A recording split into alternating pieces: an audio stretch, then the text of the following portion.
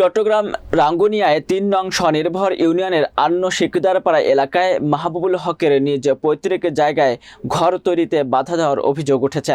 বিস্তারিত দেখুন চট্টগ্রাম প্রতিনিধি রুমেন চৌধুরীর প্রতিবেদনে। রাঙ্গুনিয়ায় নিজ পৈতৃক সম্পত্তিতে ঘর বাঁধতে গিয়ে আপন ভাই ও ভাতিজার বাধার সম্মুখীন হলেন ৩ নং স্বনির্ভর ইউনিয়ন আন্ন শিকদারপাড়ার বাসিন্দা মাহবুবুল হক। তারই আপন ভাতিজা বহিরাগত সন্ত্রাসীদের এনে তার ঘর নির্মাণকালীন সময়ে শ্রমিকদের উপর হামলা চালিয়ে মারধর করে কাজ বন্ধ করে দিয়েছে এমন অভিযোগ করেছেন ভুক্তভোগী মাহবুবুল। তিনি জানান পৈতৃক সম্পত্তি বন্টননামা হবার ২ বছর পর নতুন বাড়ি নির্মাণের কাজ শুরু করলেই এ বাধার সম্মুখীন হতে হয়েছে তার পরিবারকে। প্রতিবাদ করলেই তার পরিবারকে মারধরের শিকার হতে হয়েছে।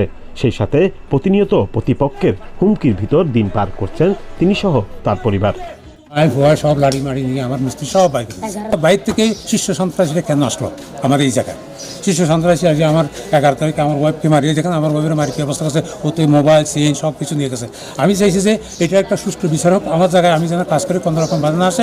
আমি চাই যে এইরকম সন্ত্রাস, এই যে ভূমিদস্যুরা এখানে প্রচুর ভূমিদস্যু জুটছে, ওরা আস্তে আস্তে আমার জায়গাটা জল কালকেও বলছে এটা জল হয়ে নিয়ে যাবে, আমাকে মারি গেল।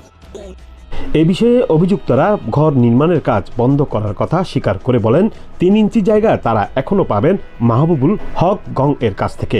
এজন্যই ওই নির্মাণ কাজ স্থানীয় চেয়ারম্যান ও এমপিকে বলে বন্ধ করে দিয়েছেন তারা। উনি সমঝোতা না করে জোর করে ঘর করার কাজ করতেছে। উনি এখানে আদর্শিকদের সব প্রায় সদস্য লোকজন নাকি এখানে জোর করে ঘরের কাজ করার চেষ্টা করছে। আমরা চেয়ারম্যান মহোদয় সহ মন্ত্রী মহোদয় জানাই এটা বন্ধ করাইছি। এদিকে ইউনিয়ন পরিষদের চেয়ারম্যান নূর উল্লাহ জানান ২ পক্ষের কেউই এই বিরোধের বিষয় নিয়ে ইউনিয়ন পরিষদেই আসেনি। যদি আসেন তাহলে অবশ্যই সমাধানের চেষ্টা করা হবে বলেও জানান এ ইউনিয়ন জনপ্রতিনিধি। আমাকে কেউ মৌখিক এবং লিখিত কোনো ধরনের আমাকে জানায় না, যেহেতু আমার ইউনিয়ন পরিষদ আমার এলাকাধীন, আমার ওয়ার্ডের মধ্যে, তারা যদি আমাকে জানাতো তাহলে আমি চেষ্টা করতাম তাদেরকে একটা সমাধান করে দেওয়ার জন্য। যেহেতু উচ্চ আদালতে চলে গেছে, সুতরাং আমি নিম্ন আদালত হিসাবে এখানে হস্তক্ষেপ করার আমার এখতিয়ার নেই। তবে আমি আশা করি আপনাদের মাধ্যমে আমি তাদেরকে অনুরোধ করব, তারা যেহেতু সহোদর ভাই, নিজের আপন ভাই, যে কোনো কিছু হলে কাউ না কেউ একটু কি বলতে হবে, ত্যাগ স্বীকার করতে হয়। আমরা যদি একটু ত্যাগের মধ্যে না যাই তাহলে কখনো সমাধান আসবে না। সুষ্ঠু সমাধানের মাধ্যমে ভুক্তভোগী পরিবার তাদের ঘর নির্মাণ করতে পারবেন, এমনটাই প্রত্যাশা এলাকাবাসীর।